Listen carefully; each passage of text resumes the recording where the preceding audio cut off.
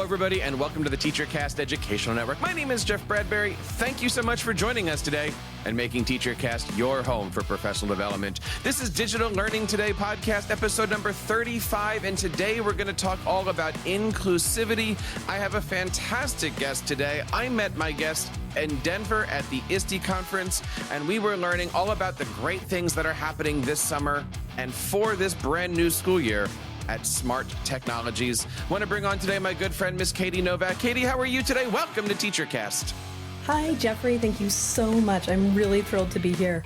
I've got a little raspy voice going on as I recover from some vaccine side effects. But other than that, I am doing great, having a fantastic summer, and can't believe back to school season is already upon us. Exactly my thoughts as we're recording this. I'm sitting here going 4 more days, 5 more, something like that. I'm like, do you count the weekend? But I'm looking forward to a fantastic year. I know that when we last spoke, you had a chance to share with me all of the great stuff. I got to tell you, the Smart Technology booth at ISTE was booming. How was your conference? How did it go for the entire Smart Technologies team? It was great. I mean, we always have such a fun time at ISTE. It's always such an amazing opportunity. One of the things I personally love so much about being at ISTE is just the personal connections. You know, you walk down the hall and you see people, a flash of recognition in someone's eyes, and they're running down the hallway to give each other a hug. It's such an amazing community. And from the Smart perspective, we had so much to show and so much to talk about with our products that are new, things that we are bringing into our products to help make teachers' days easier, to help make learning a bit more inclusive, a bit more accessible, to help decision makers at districts make choices about the types of technology that they're buying as well, hopefully making that a little bit easier for them. So it was a great time in Denver. We always love being there, and we were excited to have lots of really valuable conversations this year. Well, let's talk a little bit about those conversations. The website, of course, where you can find more information is smarttech.com, and your education website is fantastic. But I got to ask you, with all of those people, 15,000 people at ISTE this year, what were the conversations like? What are teachers and administrators asking from educational technology companies as we head into the new school year? Yeah, that's a great question. And, we've seen a lot of opportunities and pivots as people are kind of getting back into things and really still, in a lot of ways, returning back to this normality of learning after the pandemic. And it's made us think about things in a bit of a different way, right? When we talk about access, when we talk about the opportunity that students have to connect with their own learning, those are types of the things that are on teachers and decision makers' minds.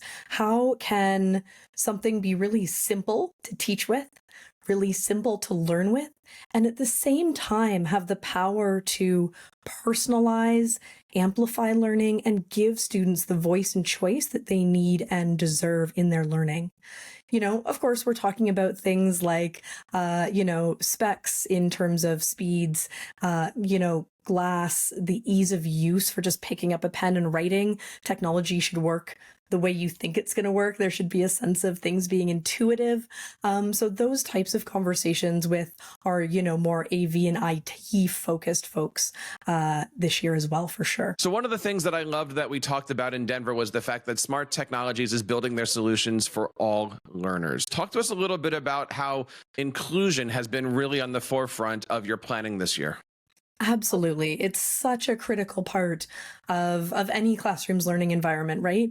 Whether you're talking about students who are neurodivergent and don't, necessarily take in or share out information in some of the same ways as their neurotypical peers, students who might have mobility challenges, visual challenges, auditory challenges. Every student is coming into the classroom, a little bit different than the person beside them. So how can we help to make that experience that they're having as equitable as possible so that each student has what they need? So sometimes that's things that can be really simple, like, a height adjustable stand that the interactive display goes on. It doesn't need to be this kind of static thing that sits over there at the front of the classroom that's for presentations. No, really, the power should be in the students' hands to be able to go up and use the technology, to interact with the technology. So making sure that it's at the right level for them, whether whether we're talking about our littles and they're shorter students, or whether we're talking about a student who might use a wheelchair or another mobility device and just doesn't have the same type of height or reach. Also, things like the way we design our pens, to be easy to hold for students.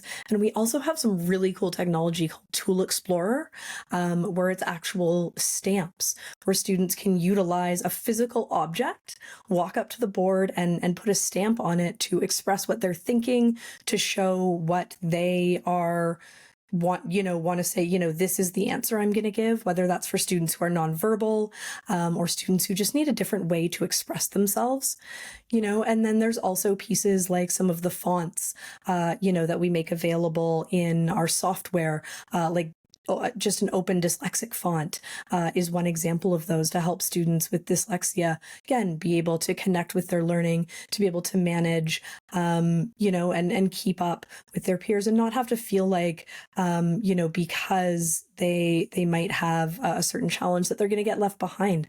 Everyone should be able to have the same experiences and the same opportunities in the classroom in a way that isn't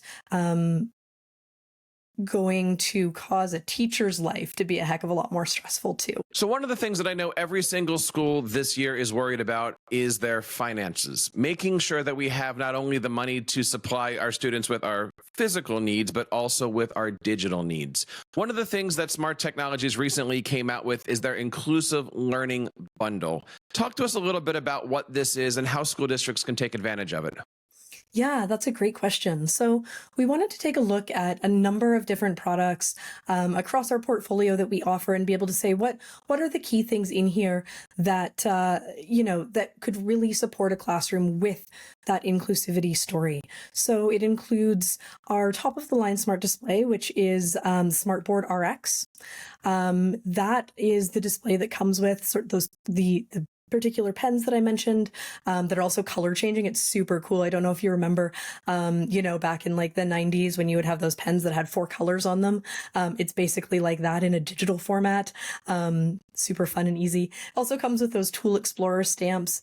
And then we also include our software Lumio with that. It's not something that you need to utilize the smartboard, but it's software that pairs with student devices in order to offer, that engagement for students. Students can sign in from their device, lots of game-based activities, collaborative whiteboarding options, lots of formative assessment options in there for teachers as well.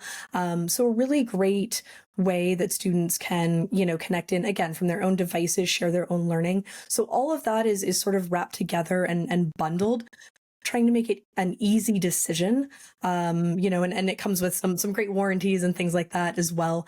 But trying to make it an easy decision for decision makers to look at, where inclusion and accessibility are a priority, putting together this bundle. And Jeffrey, you mentioned price as well. We are constantly thinking about price. Obviously, that's a really cost, and budgets are an incredibly important part of anyone's day, whether that's the individual teacher, getting classroom supplies or looking at investments in technology.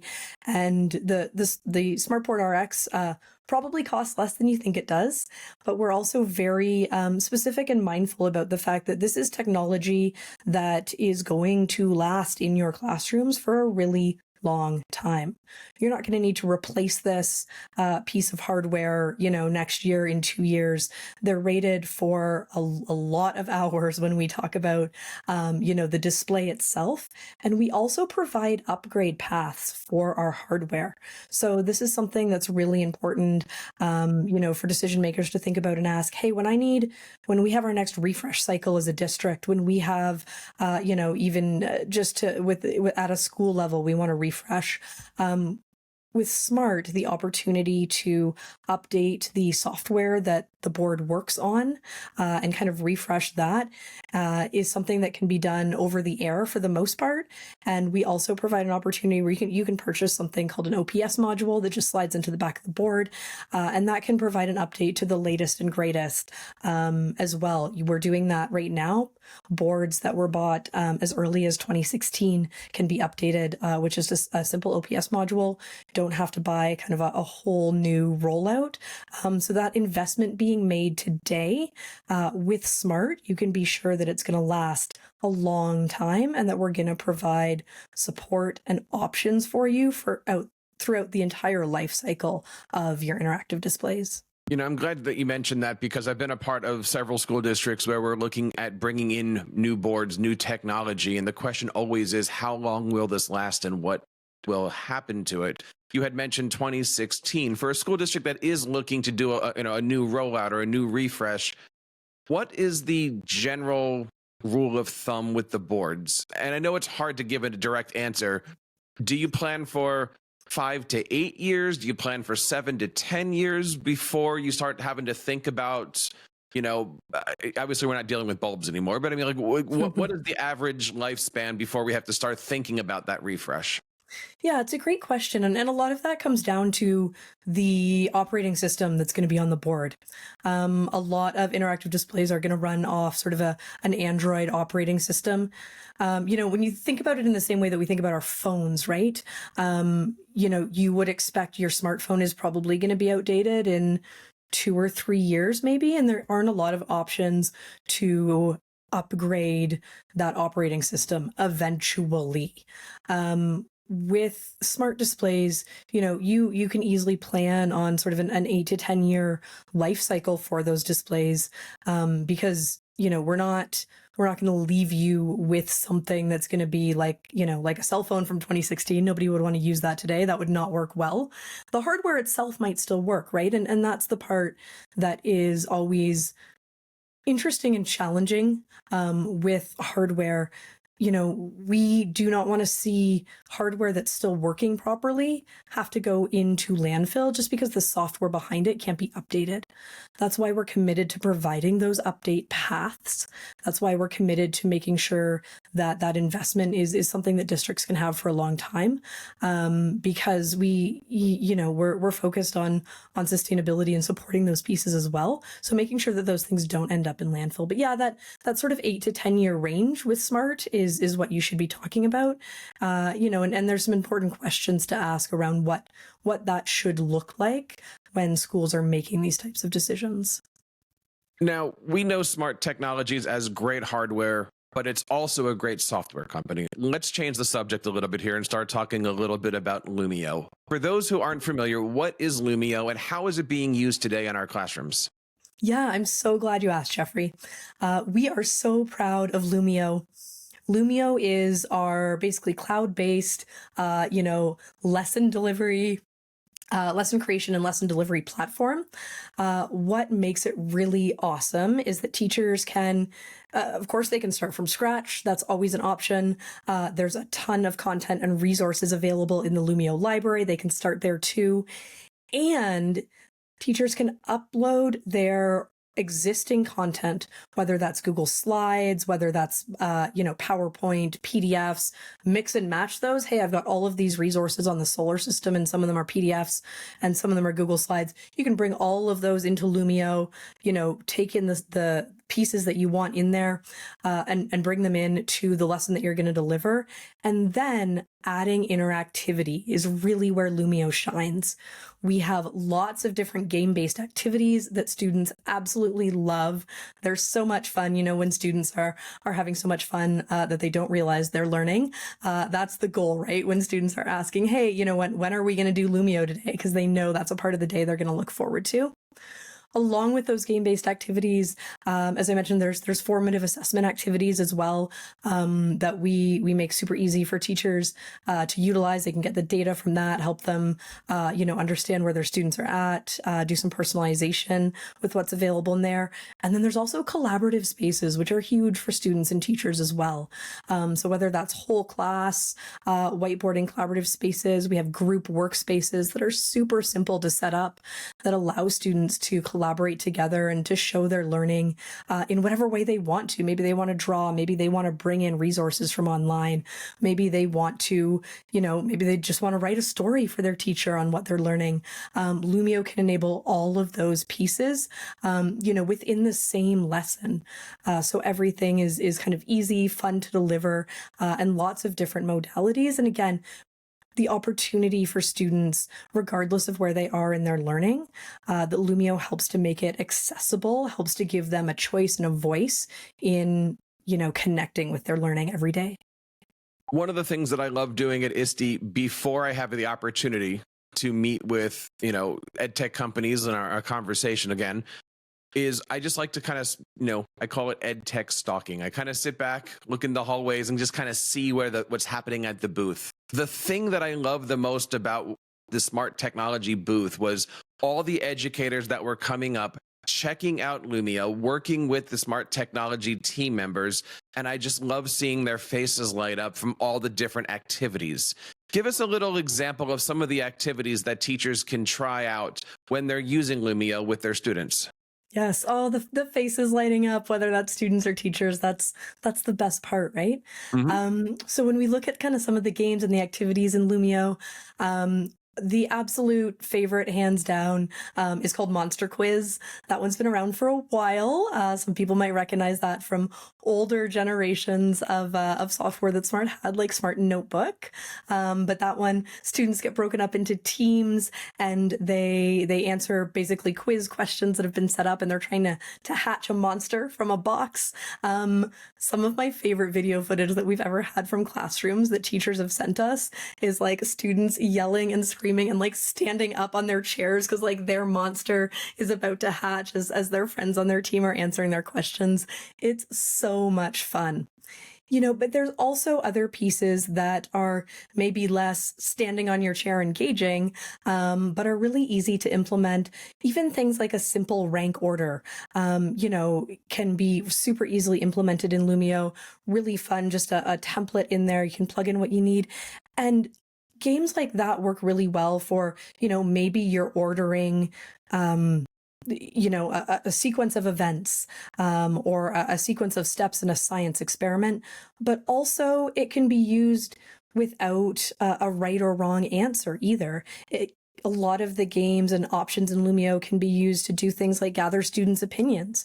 Which of these things do you think is most important? Or which of these things do you want to focus on in our lesson today? So there's lots of different options there.